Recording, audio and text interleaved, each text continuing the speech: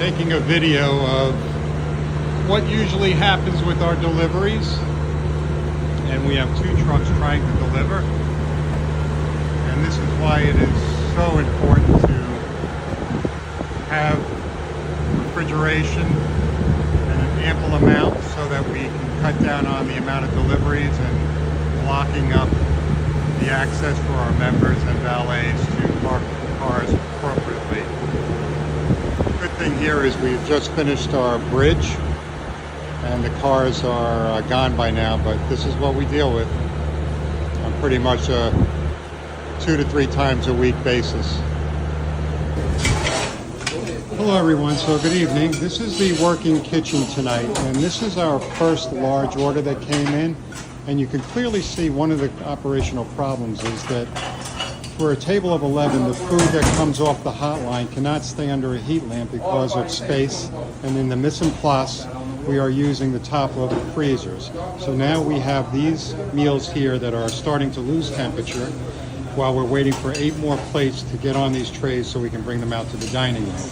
This is just the beginning of the kitchen operation, which you will see in a few moments how busy it gets back here and also how congested. So now we've gotten close to finishing the 11 top. But that food has not been under the heat lamp for probably 2 to 3 minutes. And it's a good thing that we're inside, because otherwise we would be going down these stairs holding a tray and out the door. So you can see how food could possibly cool off by the time it gets to your table.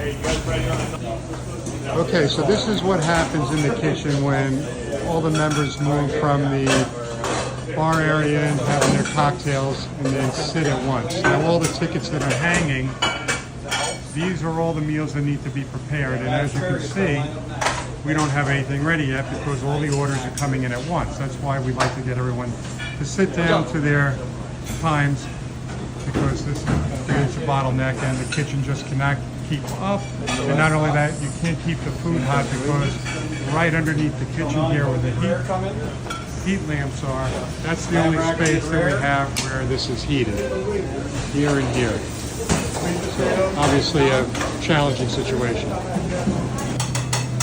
Once again, there's the backup.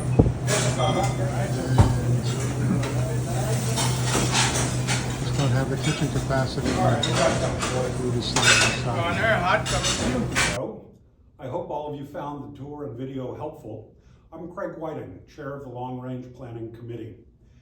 The genesis of the master plan process was the 2022 member survey, in which members made clear their dissatisfaction with the clubhouse relative to other club facilities.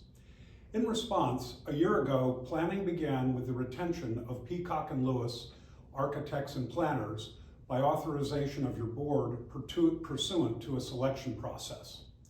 Last spring, members of the Long Range Planning Committee toured 5 Palm Beach County pier clubs, mostly beach clubs, that had completed renovations. We made the visits in order to learn about the types of program components and spaces that were effective in increasing member engagement. The program components that we saw weren't surprising and included an indoor-outdoor alfresco dining opportunity. At the Ocean Club, that might mean developing a covered terrace off the main dining room. Every beach club had a gathering bar, typically with ocean views and lounge seating, as well as the opportunity to dine inside the bar. Clubhouses all had higher ceilings, and of course, modernized kitchens are important to achieving member expectations of food service and quality and efficiency. In addition to these objectives, at the Ocean Club, it would be useful to repurpose the underutilized living room space in the middle of the clubhouse and perhaps move the men's room out of the middle of the main floor, and we would certainly like to have a proper elevator. The goal of these objectives is simple.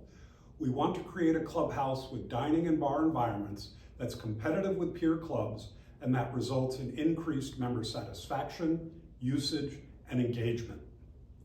Last summer, we had professional firms conduct structural, mechanical, and other assessments of the clubhouse, and what we learned was that our 60-year-old building remains structurally sound, but accomplishing the program objectives that I described triggers building code compliance upgrades that would require shoring up building beams, columns, and foundations. That would essentially require an expensive, to-the-studs renovation of the building. Having received this not-so-good news, we challenged Peacock and Lewis to come up with a renovation option that would accomplish as many program objectives as possible without triggering building code upgrade requirements, thus avoiding a major renovation. Peacock would also then develop options for a comprehensive renovation to accomplish most objectives, and finally, a new clubhouse option that would accomplish all objectives. Concurrent with developing renovation options, your Finance Committee, under Larry Ritter's leadership, has retained a firm that is helping determine the annual capital expenditure requirements to maintain our existing clubhouse. It is essential that we understand the capital costs of doing nothing, which of course is always an option, but not one that we think would keep the Ocean Club competitive. In addition, we need to determine the post-construction ongoing capital costs of the three options, and of course, the project costs of all three options. And last but not least, how the options will be paid for. We understand our members' desires to understand the costs. We ask for your patience as we are working diligently on developing the numbers, but it takes considerable time and is not a matter to be rushed. In April, Peacock and Lewis will be conducting member workshops in which they will present to you the three concepts and they will ask for your feedback. They will show floor plans, elevations, and sketches of the dining rooms and bars. We hope that you will attend one of the workshops and provide us input. While we won't be doing Q&A session here today, there will be an opportunity for questions and answers at the April workshops. If you have questions in the meantime, feel free to reach out to me or any member of the Long Range Planning Committee. Joe and I want to thank you for taking the tour today, and we trust you found it helpful in understanding some of the challenges we face and the objectives we are considering in a possible renovation of the clubhouse. Thanks again.